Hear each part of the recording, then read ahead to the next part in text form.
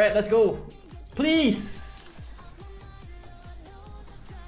Yes! Multi. Multi.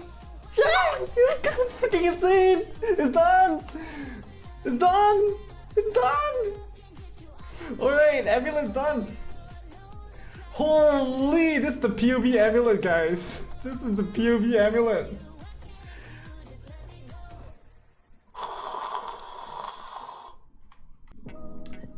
Hey, what is up YouTube? I just wanted to do a quick video of my current run in hardcore. So I currently reached level 100 in hardcore GSF in Arrows League on Hexblast, and I just killed Uber Eater yesterday, and that was my first Uber kill in hardcore, so that's really exciting. I'll be doing other hardcore kills as well, other Uber kills as well. Going with Uber Shaper next probably, and then Uber Maven. But I just want to do a quick build guide and build update pretty much on where we're at. Mainly covering on the key points or how I solve various things, because people who have come to my stream actually asked some questions on, oh, how do you not use a mana flask? Like, so far every single Hexblast build I see uses a mana flask, so maybe cover one of those points. And secondly, in the new League in 3.25, they introduced new bases, mainly the necrotic armor, and this is a higher tier base, giving you higher evasion, ES, and that's really nice. But one of the downsides of this is the attribute requirements, 173 dex, which this build is typically very staffed on if you go to the top side of the tree. So I'll discuss these two main points for the build. So first and foremost, let me just hop into the POE really quickly and cover these 2 points. So just to summarize, Hexblast is a skill that if the enemy is hexed, it removes that hex and then it deals an area of effect explosion around that target. To do that, you need to be able to apply and reapply curses to that enemy. And the second interesting thing about this skill is that it is resisted by the lowest resist. So in our situation, we're doing a curse on hit flammability ring together with skitterbots ally weakness, and then we can reapply that hex on that target to be able to remove it and deal the area of effect explosions effectively. On top of that, what we have access to is also exposure, which reduces the enemy's resist even further. In this case, we are targeting the fire resistance. And then if you have fire damage to spells, you can also include combustion, which on crit allows you to ignite the enemy to reduce their fire resist even further. I believe that you can expose resist by other resistances as well, but I think fire resist is a very good option, given that you have also access to combustion if that's an option that you want to take. As for my bandits, I think generally this build is going to be quite resist staffed if you're going for a lot of damage like crit multi and stuff on the suffixes.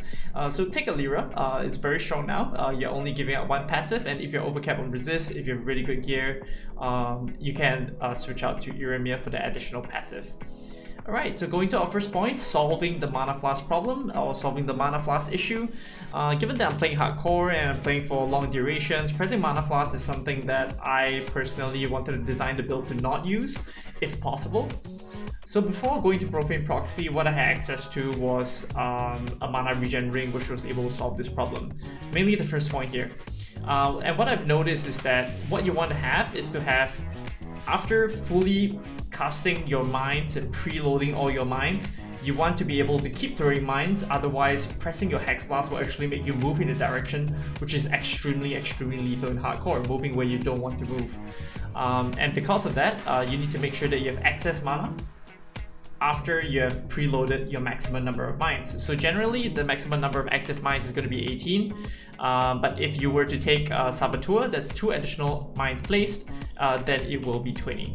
But in our case, we did not take Saboteur, so we have a maximum number of mines of 18 placed, and you can see the unreserved mana in my current iteration of the build is 138. So the rule of thumb here is that you want to at least have more excess mana to be greater than the mana cost per second. So at least within 1 second of the mana that you're going to consume, in this case it's 81 mana per second, you want to have at least 81 excess mana after you've fully reserved 18 mines.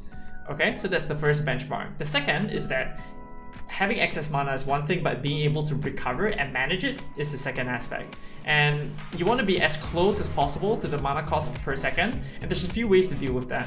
So firstly is of course increasing your mana regen to increase the regeneration rate. Secondly, mana regeneration is going to be based off maximum mana. So if you gain more levels, you gain mana, you get mana gear, you get more mana, you'll get more mana regen in that situation. So for example, I hover over this mana node here, you can see that it increases total mana by 72. And it increases the unreserved mana by 2%, and it gives a 2.7 mana regen, which is very nice. It kind of helps with that mana sustain. So I think in Ventura's build guide, he does take these 2 points to be able to sustain mana a little bit better. So that is the two aspects to be able to solve for that mana flask problem. If you're able to achieve these two things, you should be able to do it. And the reason why I said that your mana regen does not need to be exactly the same as the mana cost per second, because if you keep throwing, you're going to run out of mana. But the reason why is that in many of the fights, you're often moving, you're going to be shield charging, you're going to be flame dashing or frost blinking, or you'll be casting some other skill. And when you are casting those skills, if you life tap it, like how I've approached building my character, that is where you have additional time to be able to regenerate, and therefore you don't need to be exactly the same amount of mana regen to be able to sustain your mines. Secondly, it's going to be solving decks, and as I mentioned earlier, the necrotic armor in the new 3.25 league is going to be the best in slot base, and with that comes the dex requirement of 173. Given that you're pathing to the top side in my POB at least, you're going to be extremely dex starved. You can see that most of the points here are all int nodes mostly. You can see all the way here, everything here in nodes. And it's going to be very hard to get dex on the tree, apart from like this alacrity over here or coordination to help you get a little bit more dex. But generally, how you want to solve this efficiently is going to be through your gear, probably through your amulet with dex, and then putting catalyst on it to be able to increase your attributes further. And so that's going to be the first one, which is gear and jewels to be able to solve your dex requirements. Currently with my amulet, I was able to solve it through all attributes. I recombinated this. So currently I got all attributes on a citrine amulet. You need both strength and dex, so the citrine is going to be the best in slot amulet. And getting attributes on this was one of my options, and my 2-stone ring also had dex for my cursor hit. So that's what I prioritized. The second option, which Ventura approached for his endgame tree, is actually to path south side. So in hardcore, I've decided to not do that, given that solving for ailment immunity is going to be extremely difficult, or shock immunity in my situation. I thought a very efficient pathing is to go to top side, take the life nodes, the reservation nodes, and the power charge nodes over here, which is pretty strong, and you pretty much get permanent shock immunity.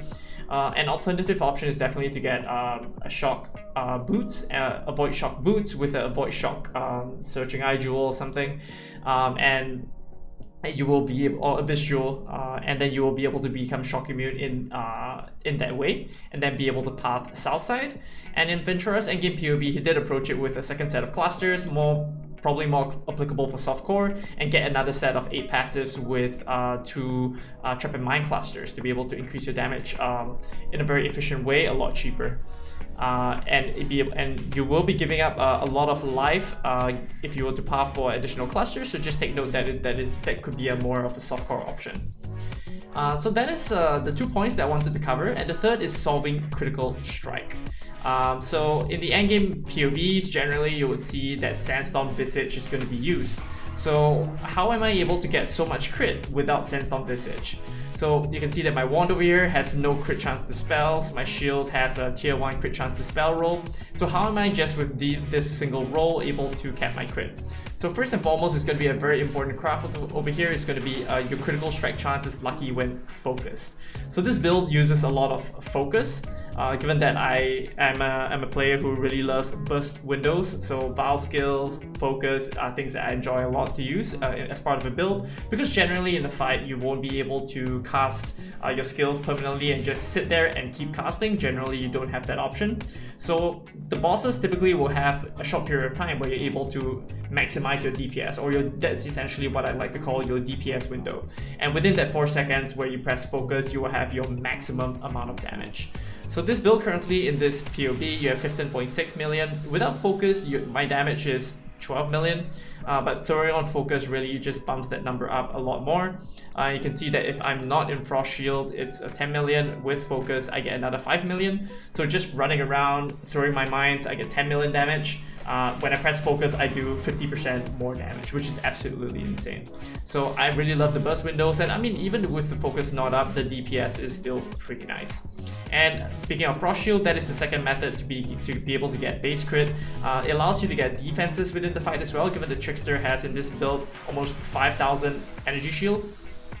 Pressing the Frost Shield allows you to be able to trigger your recharge recently as well. That's one thing that could trigger a Wicked Ward to give you additional defenses. And of course the Frost Shield itself giving you that 3,000 additional health pool to work with.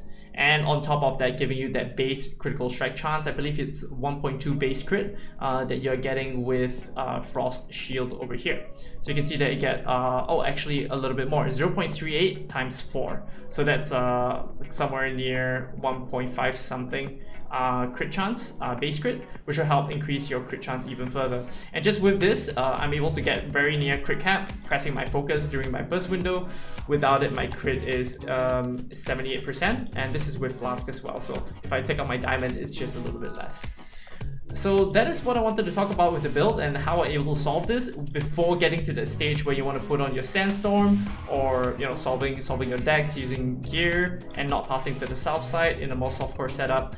So that is what I wanted to show, and I'll also post the videos after this. You'll see some clips of the feared kill that I did in hardcore, as well as my first ever hardcore Uber kill, which I'm very excited to share. So that's Uber Eater, and enjoy. Thanks so much for watching. Hope to see you guys in the next one. Bye. Okay. Cortex, Aziri, Shaper, and then the rest is whatever. Shaper is top right. This is Chayulan. Elder's here. Aziri. Wait, this is Shaper. Is this Cortex? So top right and left. Wait, no. Top right and bottom and left. So these two.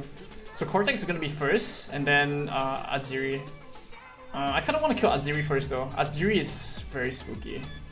Okay, maybe Aziri Cortex. I think I'm gonna go Aziri Cortex.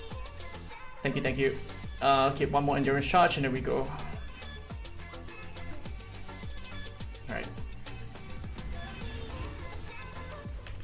Please. No. None? None of the three spawned, but that's fine, right? Oh wait, it's Cortex? Cortex, there's delay spawn.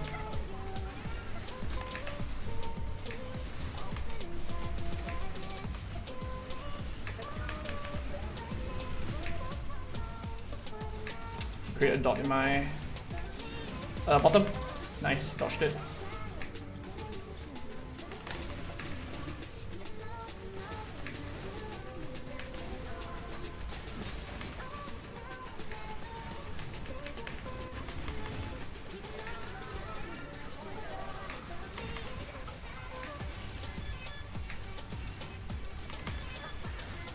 Okay. Shaper. Oh, Aziri. What's that, slam?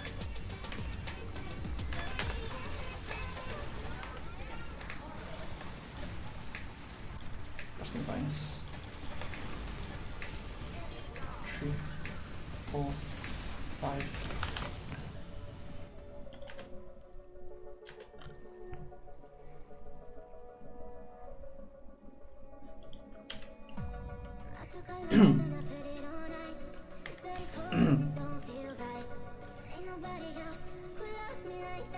There was no space to go. I only had like a small section of the Elder Arena on the left side that I could fit into. There was Aziri Lightning Blast and the Elder Explosion. I don't know what I got hit by. It might have been the Elder Explosion. But I'm feeling okay. Let's get the despawns from the illusions first. Oh yeah, Elder Circle hasn't exploded yet. Aziri's here. Shit.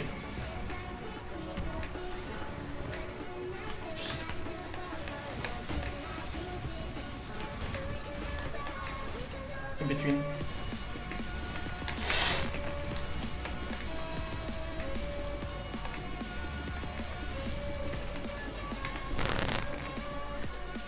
There was no space! There was no space! Freaking 2 flame blasts at a time? Yo, what the hell, dude? It was gonna expand it, it's like gonna be 1 mm, I didn't want to risk it.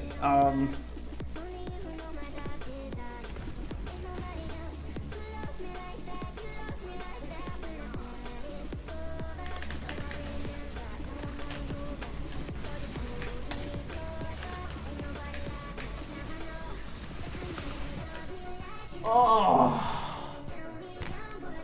Oh. There was space. I got 3 portals, I'm gonna make the most of it. I'm doing quite good damage. Azir's almost down. The clones are too much, man. Freaking 2 times.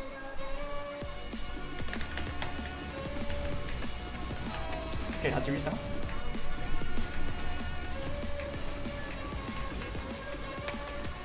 Oh! Let's freaking go, dude!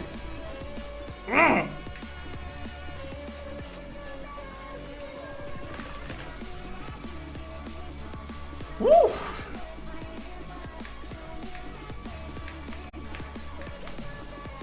Ah, okay. Let's go!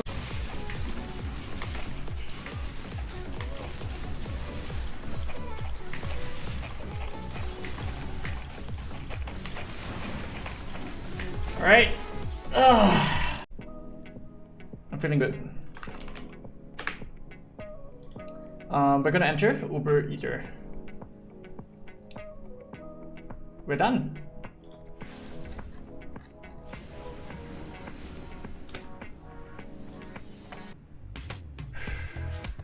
Alright, endurance charges first.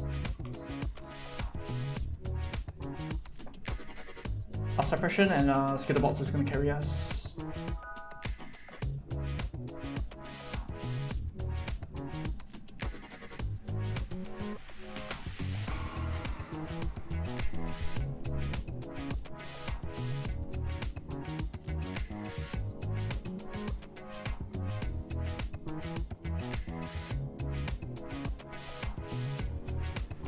If anything, log. We have we've always another chance.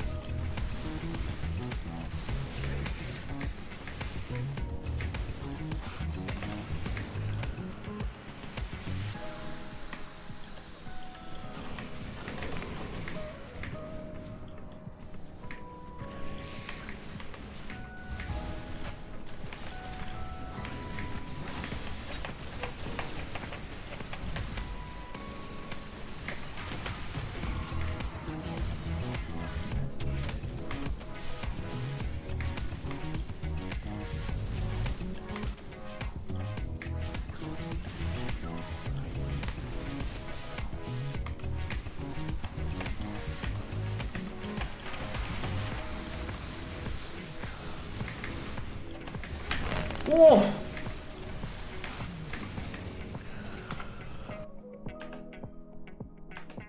He hungered in the center. I think on the right side. I was on the right side. I was on the right side and there wasn't space. I had to go all the way to the bottom left and I wouldn't have made it.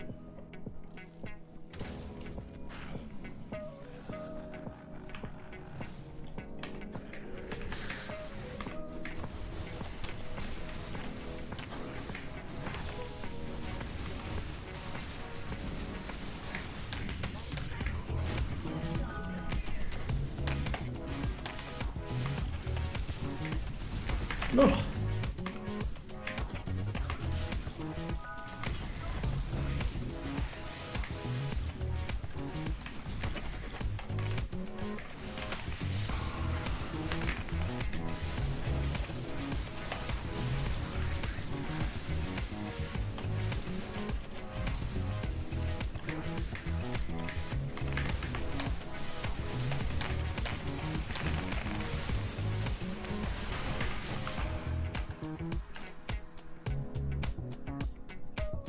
We were out of Topaz Flask there.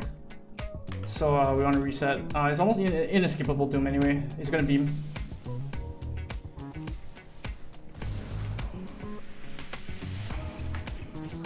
Okay.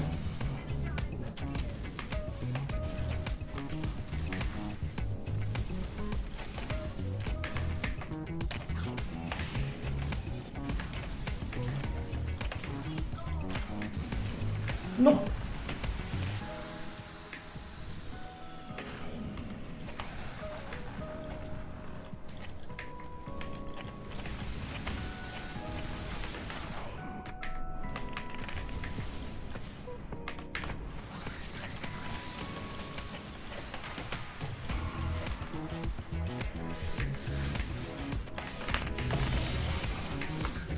Yeah, fucking hell, that's a fucking hardcore, let's go! Fucking hell!